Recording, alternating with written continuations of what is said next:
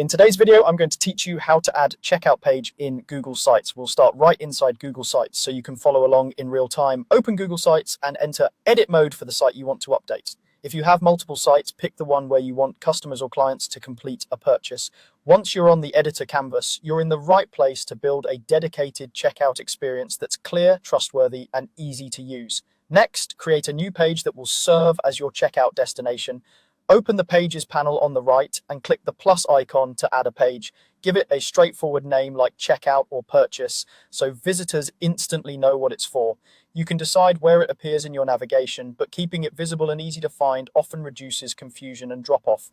With the page created, switch to the Insert tab. Here's the key decision. Choose Drive if you're adding something stored in your Google Drive like a Google form, or choose Embed URL if you're bringing in a tool that lives on the web through a shareable link.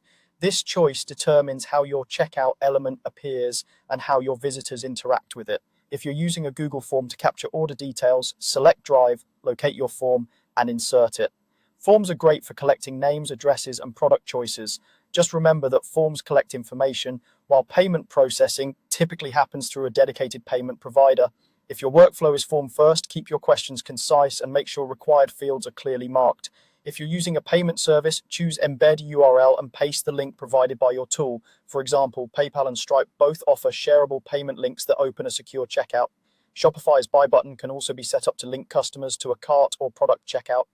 After you paste the link, sites will show a live preview. You can drag the corners to resize, center it for balance, and add a short note above the embed explaining what users are purchasing and what happens after payment. A few quick tips as you refine the page. Keep your headline clear, reduce distractions by limiting extra elements, and include brief reassurance about secure payment handled by your provider. If you collect any personal information, state why you need it and keep it minimal. That's it.